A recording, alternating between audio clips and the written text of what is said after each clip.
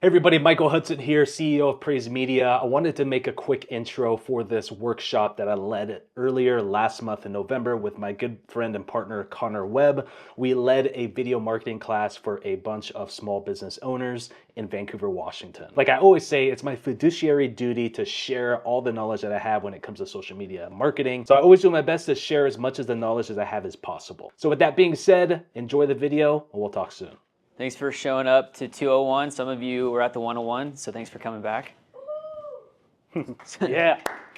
Thank you. Go.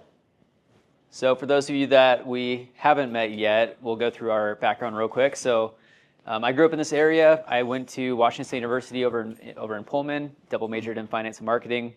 Came back over to Vancouver, got into mortgage lending right out of college. And about 3 years ago, I got super into YouTube. I started a YouTube channel talking about the Mariners and baseball just because I played baseball growing up, super passionate about the Mariners, started creating content.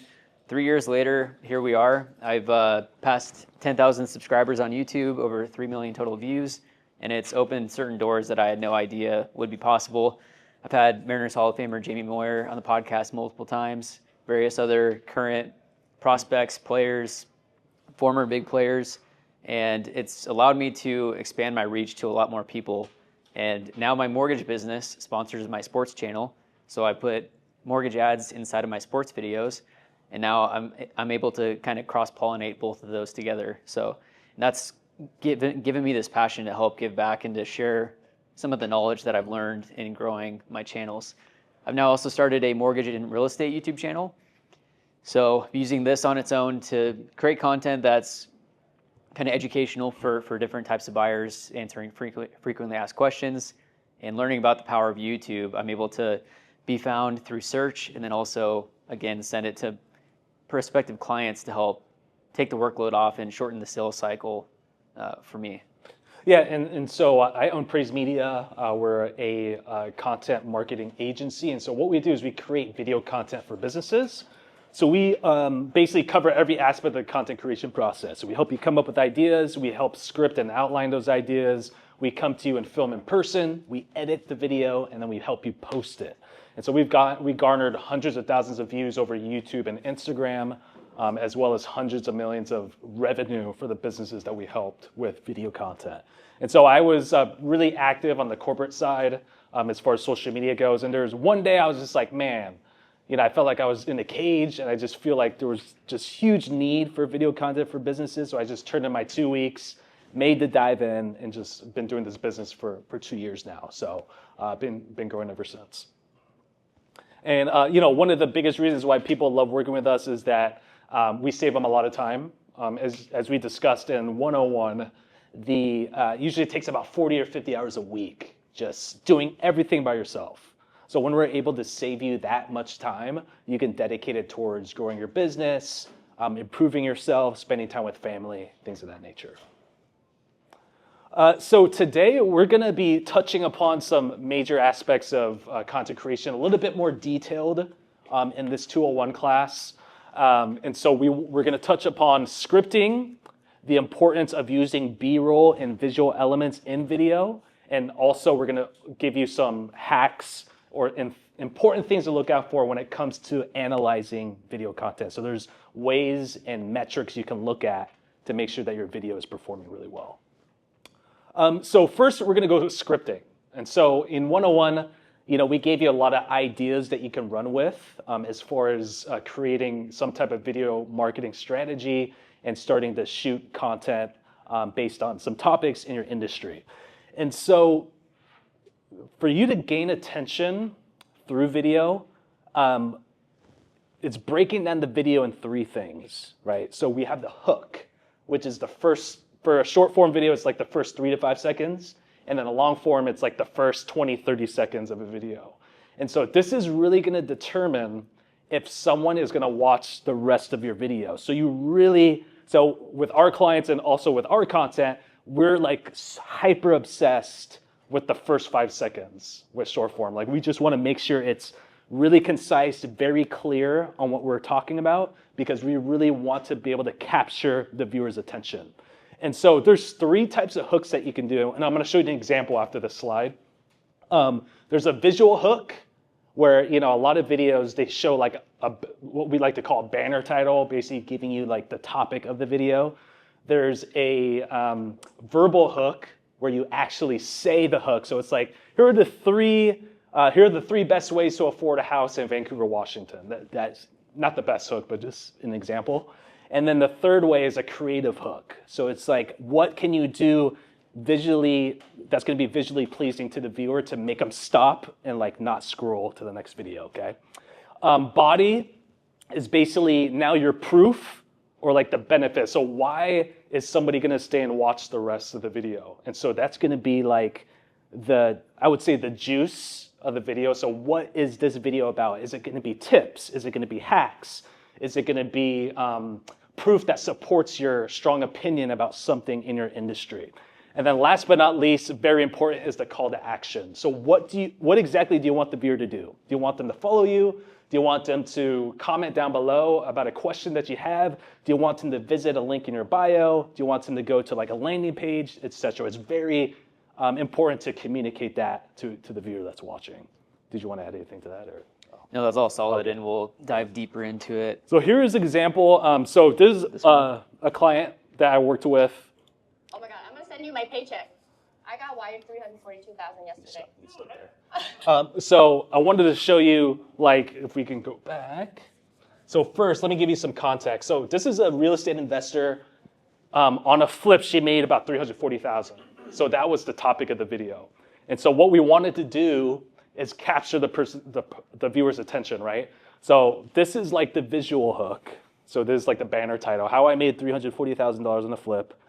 She also says it, and then at the same time, the creative thing that we used, if you notice, she shows her bank account. I'm gonna send you my paycheck.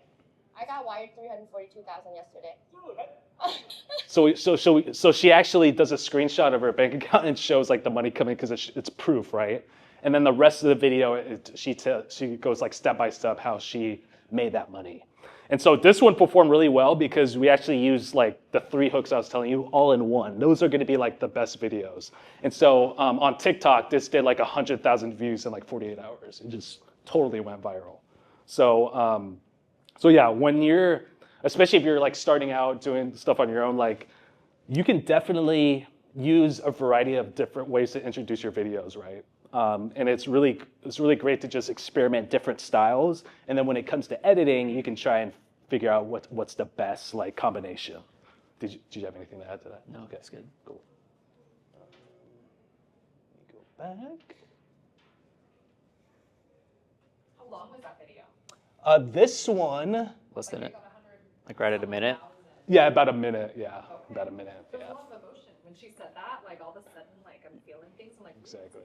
You have 3 seconds on a short, so you got to get their attention and get them to stay and watch. And yeah, with this one, like the first hook we did, she like introduced herself, which is like a cardinal sin. But sometimes I just let people like make that mistake just so I can show them. But we ended up with, we did like 3 or 4 different takes, and that was the one we went with, and it did really well. And so I just wanted to give you guys a freebie too. So that template I showed you 2 slides ago, this is actually a PDF that lets you fill it out online, like so you can brainstorm the script that you want to put together. So you can take a screenshot, visit this link, and it's PDF, so you can print it out or fill it out on your computer or whatever. So when you start making content, you can break it down, and it'll be a good guide for you. Cool. So yeah, next is visual elements. So when it comes to video content, as you notice, I'm pretty sure we've all seen a lot of short form. You notice that there's subtitles like on videos, right? Because more times than not, people are on their phone, they're not listening to audio. And as you see here, this stat, 85% of viewers watch video without sound.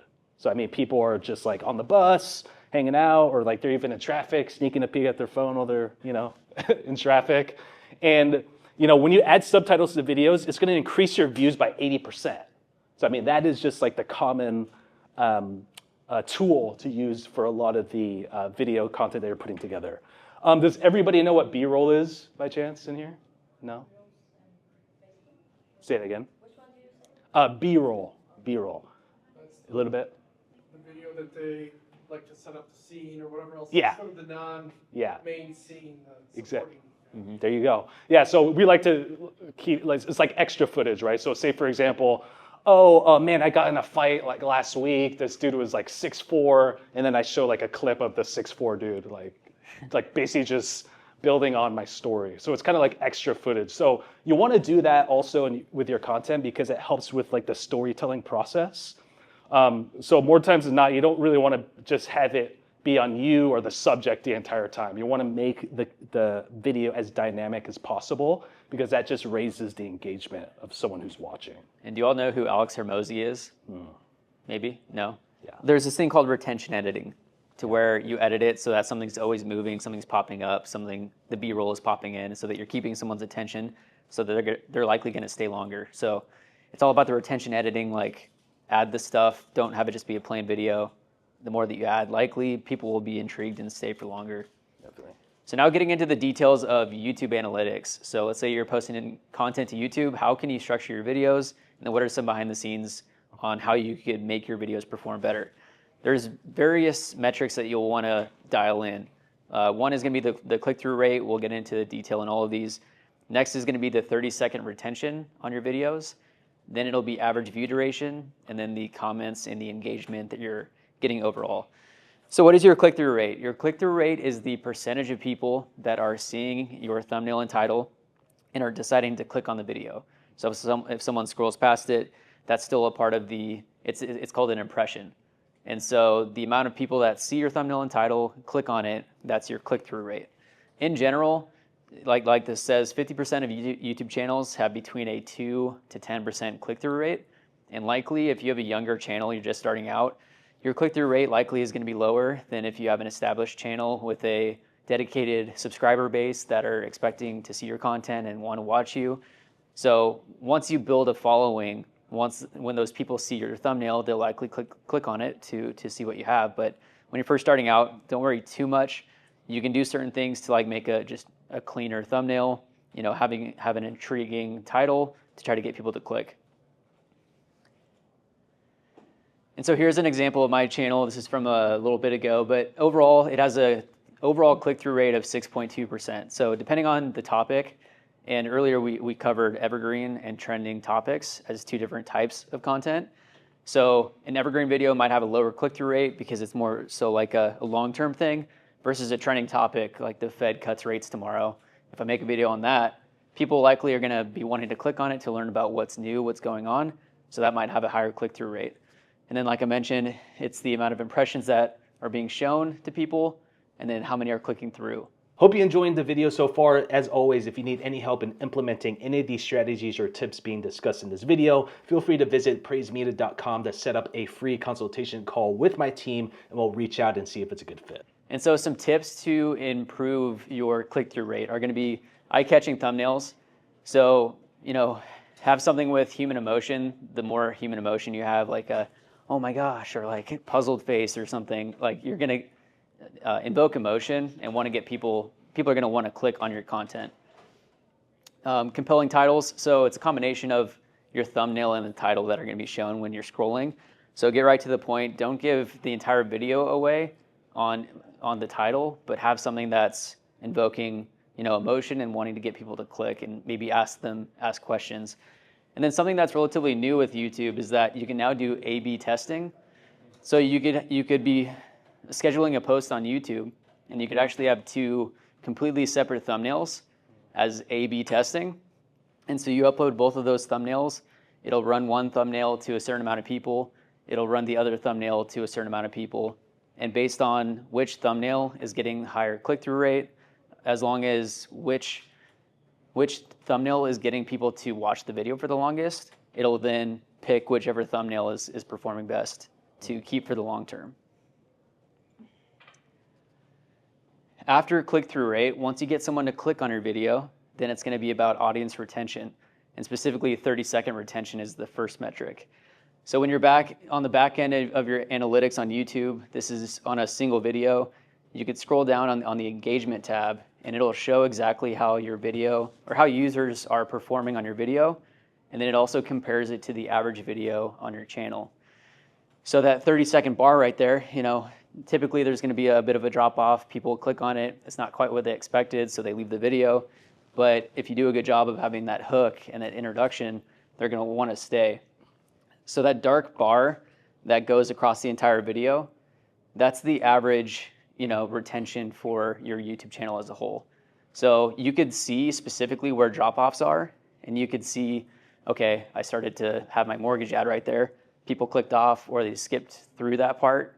So it's showing exactly how people are interacting on your channel, and it helps you figure out how you want to structure your next video and go about that. And really anything that YouTube is telling you, you want to pay attention to, and any metric or spot that allows you to fill in information, just do it, because even if it doesn't have a big impact, it might make a difference.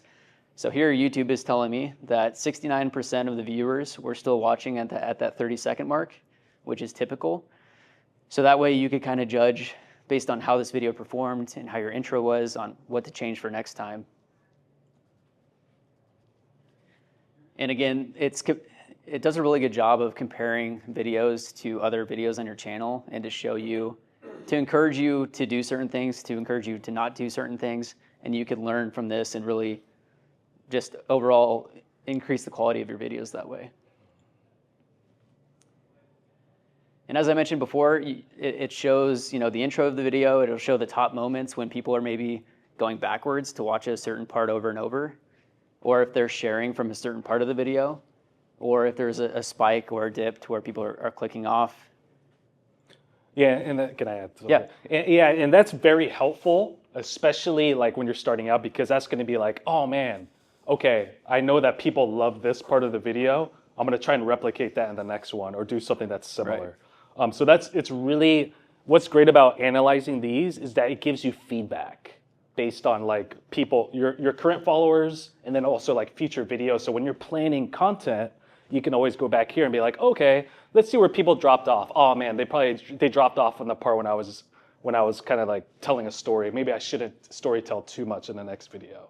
So it's like really, really good like immediate feedback for future planning. And for example, this is one of my sports videos, but this is a mortgage ad that I put in it. And so I understand that when I put a mortgage ad in there, there's going to be a drop off or people might skip past it, but over 30% of the people decided to stick through the mortgage ad. So it's like you got to weigh kind of what your goals are. And that's where I won't talk about myself in the first 30 seconds or a minute. It's just straight hook, trying to get them hooked to watch the rest of the video. And then you could have your introduction and your ad and go from there. So like I already described, kind of analyzing the drop-off points, what to do, what not to do in your next videos. Encourage viewers to stay, say, make sure to stick to the end because tip number 5 is crazy. You'll notice that when you're watching YouTube videos. So that's just a way to keep people watching the entire video. And then ask for, viewer feedback. Ask for questions, opinions, comments in the description, and they'll want to stay and engage. And once you get past that, then it becomes the average view duration. So it's the click-through rate, then it's the 30-second retention, and then it's going to be the average view duration. So in general, you want people to stay on that video for the longer amount of time. If you hit these different metrics in that order, YouTube is going to see that people are clicking on your video, they're staying past 30 seconds, they're watching it for a long amount of time, and they're going to want to promote it and put it in front of other people. So if you hit all these metrics, your video should do better on YouTube. And again, it's comparing your video to the average, so you can see what's working, what's not working. A ton of information in the YouTube Studio, which is really cool. So again, to keep people for a longer amount of time, you're gonna want to hook the audience with that introduction, that hook. You're gonna want to, like he mentioned also, same thing with the short form. You want to do it the long form, like Alex Hermosi, retention editing. Change visuals, camera angles, add sound to it, sound effects, different things to keep people engaged and to keep watching. And then don't make a video longer than it really needs to be. Like make a video that's providing information or that's entertaining, and don't drag it on longer than it needs to be. Just keep, you don't need to have a long outro. Just have the video go and then kind of end it. And then beyond that, it's going to be about getting engagement and comments. So in general, the more people that are commenting on your videos, they'll be commenting on each other's replies even in the comments. The more engagement that you're getting, the better it's telling YouTube to promote your video to more people. And like I've talked about, encourage interaction. So really ask for the questions, comments. Create content that is trending, so it's going to be shareable. People are going to want to share it. Make quality videos, and then engage in the comments, like we talked about earlier.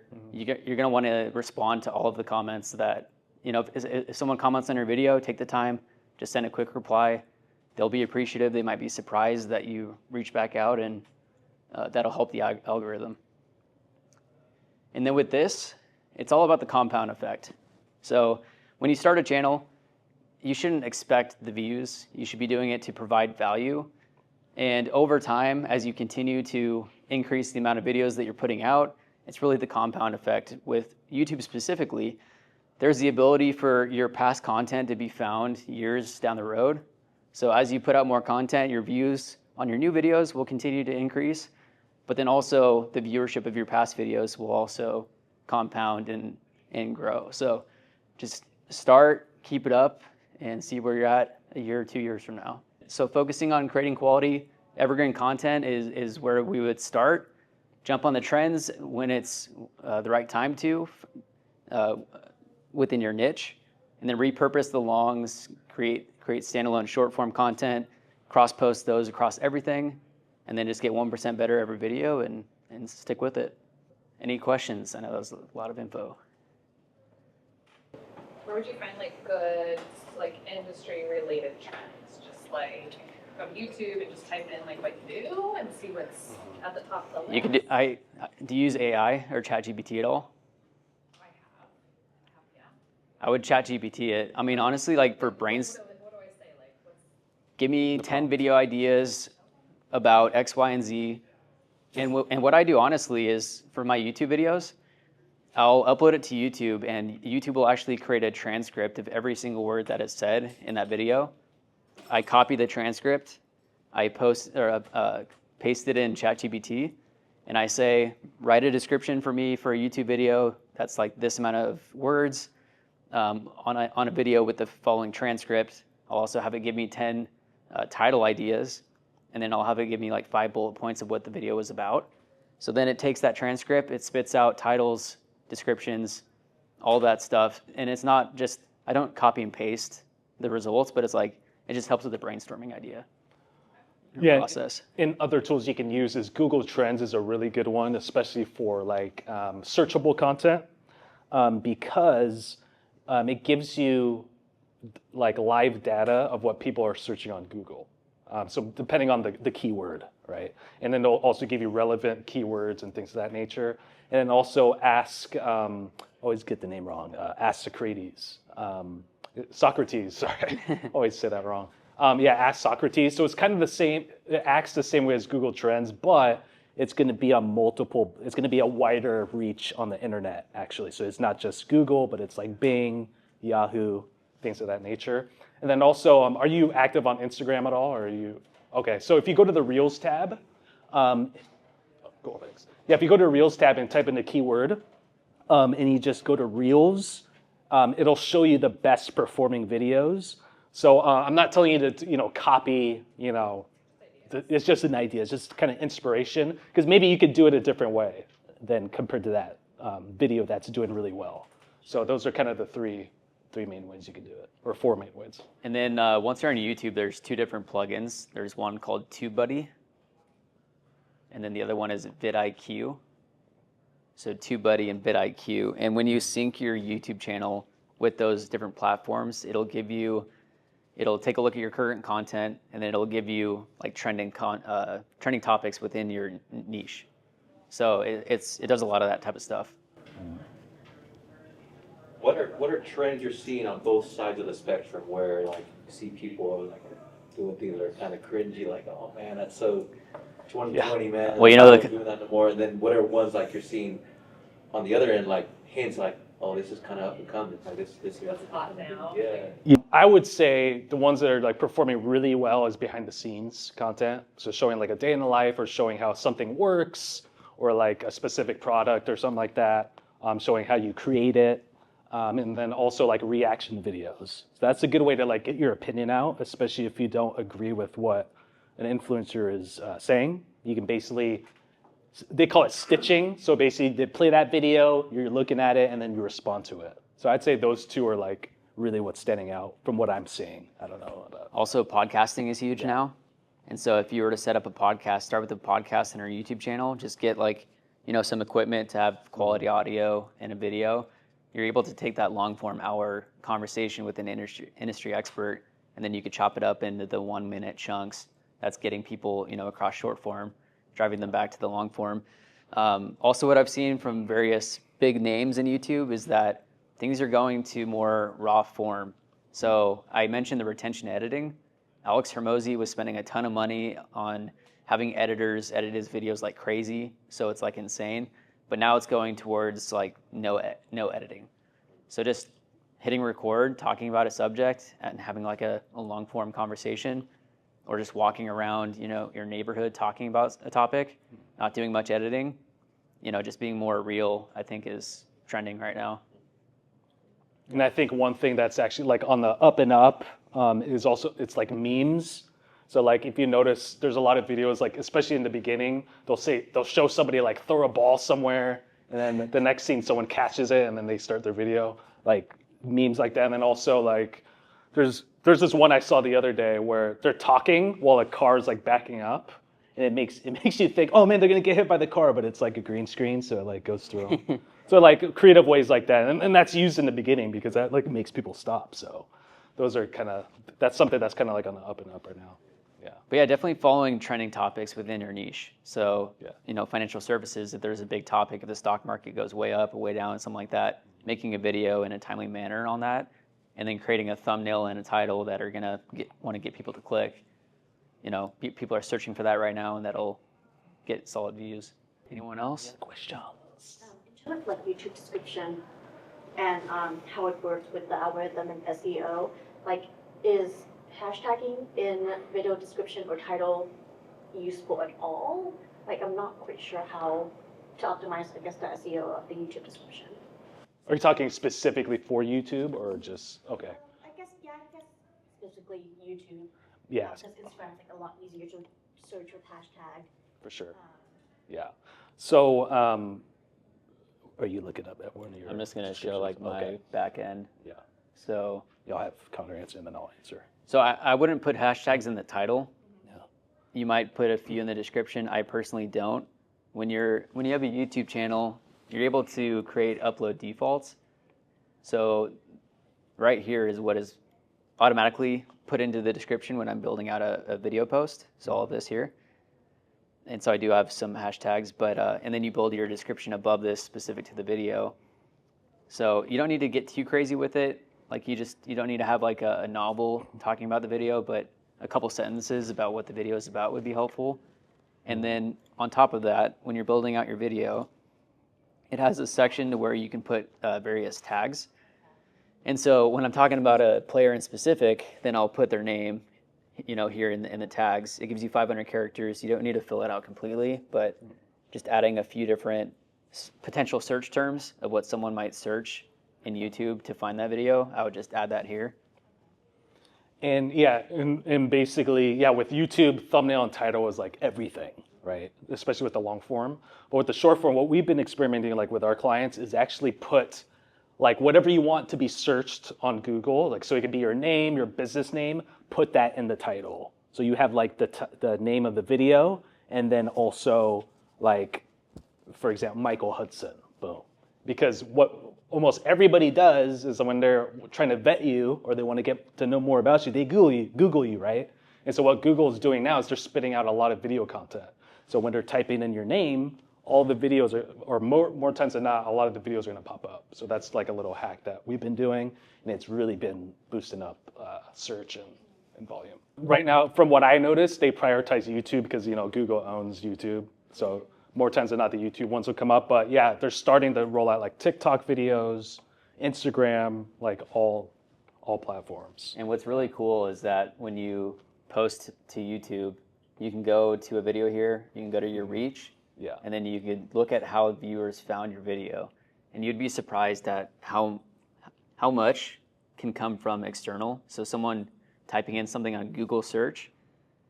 And when you look at it, I've seen this before to where you scroll down just slightly and like your thumbnail might be there on that topic, whereas the top 3 actual articles don't have anything aside from a title.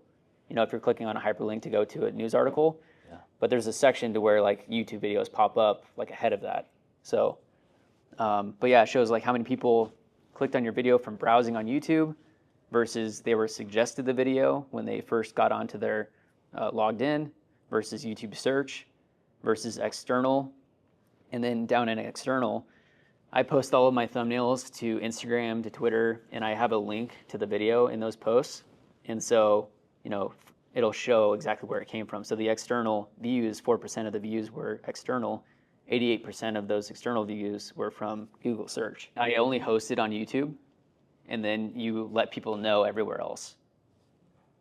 Because you're wanting people to go to your YouTube channel to watch that video.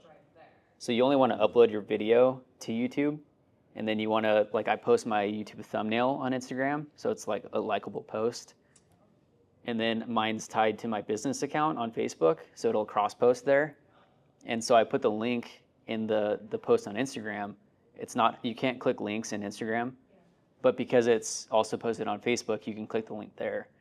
So, and then also when I post on Twitter, I put the link. If you want something clickable, I would, and if you say, for example, Instagram is like the only other platform you use, I would post it in the stories and then just have a link that drives to the long form.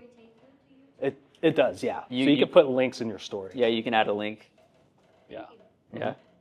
So there's the actual creation, and then there's the distribution of it, you know. It's like a strategy of, and then once you learn how to do it, you just do it every time and stay consistent with it. Well, thank you. Cool. Appreciate Thanks, guys. Appreciate it.